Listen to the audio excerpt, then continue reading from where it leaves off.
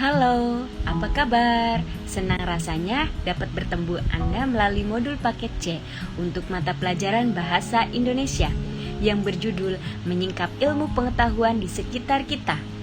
Materi pelajaran yang akan kita bahas pada modul ini adalah mengenai hal-hal yang berhubungan dengan teks laporan hasil observasi atau LHO. Modul ini terdiri dari 2 unit. Pada unit 1, Anda akan mempelajari cara-cara mengidentifikasi teks LHO dengan menentukan isi pokok teks dan menanggapi serta menginterpretasikan isi teks LHO dengan mengidentifikasikan kata khusus dan menentukan makna khusus. Selanjutnya, pada unit kedua, Anda akan diajak menganalisis struktur dan kebahasaan teks LHO dan praktik menulis teks LHO dengan memperhatikan aspek struktur dan kebahasaannya. Modul ini merupakan bahan belajar mandiri yang dapat dipelajari baik secara mandiri perseorangan maupun di dalam kelompok kecil. Di dalam modul ini juga terdapat beberapa referensi link dari sumber belajar online yang dapat Anda buka untuk menambah hasanah pengetahuan Anda. Selama mempelajari modul ini, Anda disarankan untuk membuat catatan mengenai materi pembelajaran yang menurut Anda sulit dipahami dan perlu didiskusikan lebih lanjut, baik dengan sesama teman maupun dengan guru selama kegiatan pembelajaran ini berlangsung. Baiklah, kita mulai dari unit 1 tentang pokok-pokok materi LHO.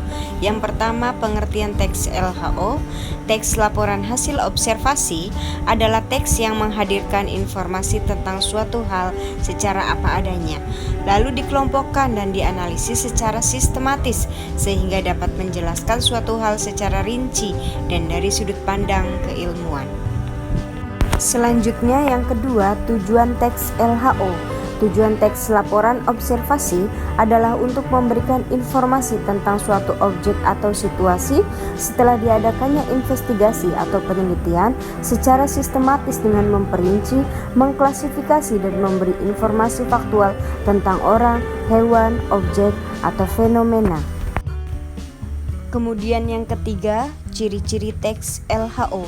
Setelah kita mengetahui pengertian dari teks LHO, maka kita perlu juga mengetahui ciri-ciri teks LHO sehingga kita bisa membedakannya dari teks-teks lainnya. Ciri-ciri tersebut adalah sebagai berikut.